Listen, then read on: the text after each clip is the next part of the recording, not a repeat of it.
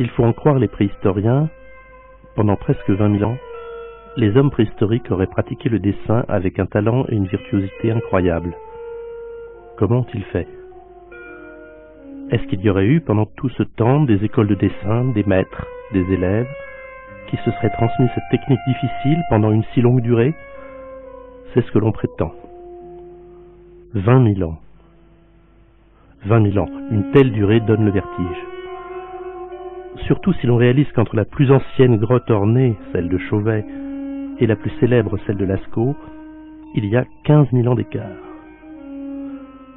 Ce qui signifie qu'entre la grotte Chauvet et la grotte de Lascaux, il y a presque autant d'écart qu'entre la grotte de Lascaux et nous.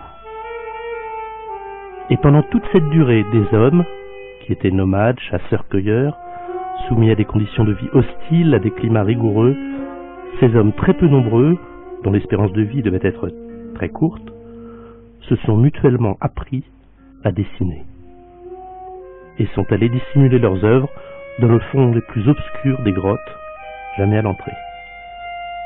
Et pourquoi faire? On ne le sait même pas. Et apprendre à dessiner, c'est difficile. Personne ne sait dessiner spontanément de façon réaliste sans avoir passé un très long temps à apprendre. Personne. Et pourtant ces dessins sont là. Et ce sont même les plus anciens qui sont les plus réussis. C'est incompréhensible. Ils posent leurs dessins aux endroits les plus invraisemblables. La paroi peut être la plus tourmentée possible, biscornue, déformée. Leur dessin est toujours parfait. Et quel curieux dessinateur. Ils superposent les dessins comme s'ils ne voyaient pas les dessins précédents. C'est étrange. Beaucoup d'animaux n'ont pas d'yeux.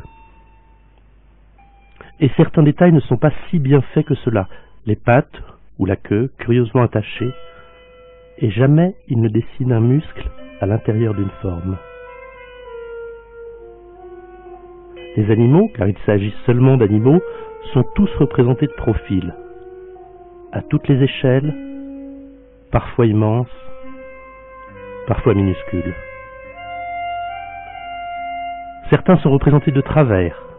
Un cheval à Lascaux est même représenté à l'envers. Et surtout, comment faisait-il pour superposer ainsi des dizaines de dessins? À moins que nous ne regardions pas les choses comme il faut. Regardons à nouveau ces dessins. Regardons mieux. Certains de ces animaux se ressemblent beaucoup. C'est étrange. On dirait qu'il s'agit du même animal légèrement modifié dans sa coloration, mais avec le même profil. Oui, c'est insensé, mais on dirait que le dessinateur a décalqué. Décalqué le contour de la forme de l'animal et seulement son contour. Comment a-t-il fait? Comment ont-ils fait? Car on constate bien la même chose à Chauvet, à Lascaux, à Pêche-Merle et dans de nombreuses autres grottes.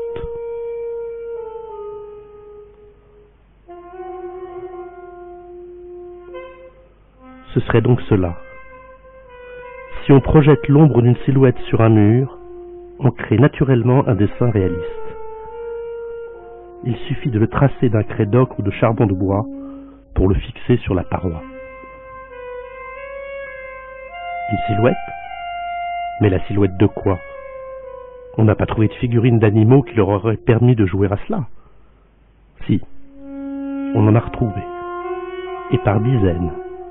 De la même époque et du même style que ces dessins. Bien sûr, il n'en reste que des fragments, mais ils sont là. Alors tentons l'expérience.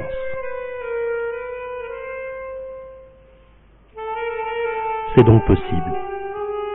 À présent, est-ce que l'on parvient à obtenir ces effets curieux que l'on constate dans plusieurs grottes? Par exemple, ce cheval renversé dont on projette l'ombre sur un mur. Voici le dessin que l'on obtient. Et voici celui de Lascaux. Ce mammouth en résine, quelle ombre projette-t-il? Traçons-la. Et voici le mammouth trouvé dans la grotte de Rouffignac. Et ces lions, si l'on projette leur ombre l'une sur l'autre, ainsi. Voici le tracé qu'elles font naître. Comme à Chauvet. À présent, si l'on projette 5 fois la même figurine, qu'obtient-on? Cela. Et voici la frise des cerfs nageants de Lascaux. Au fait, peut-on sans difficulté avec ce procédé superposer à volonté les dessins les uns par-dessus les autres? Oui. L'ensemble obtenu est plutôt brouillon, c'est vrai. Mais les mêmes superpositions se constatent dans de nombreuses grottes, comme ici, à Lascaux. Et cette grande ombre de mammouth, ne la dessinons pas, mais avec la paume de notre main, enduite d'ocre rouge, traçons des points sur sa forme. Voici le résultat. Et nous obtenons le grand panneau des points mains de la grotte Chauvet.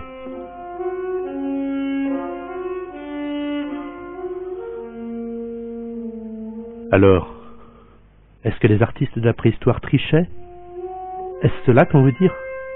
Mais non, c'étaient d'immenses artistes qui ont inventé le dessin en observant l'ombre. D'ailleurs, Pline l'Ancien, vers 79 avant Jésus-Christ, le disait déjà. Tout le monde savait cela dans l'Antiquité.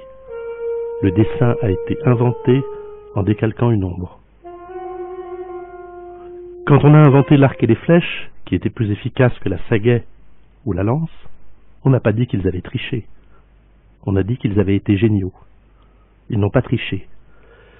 Ils ont su enrichir à la perfection un phénomène simple et naturel pour en faire des œuvres uniques et magnifiques.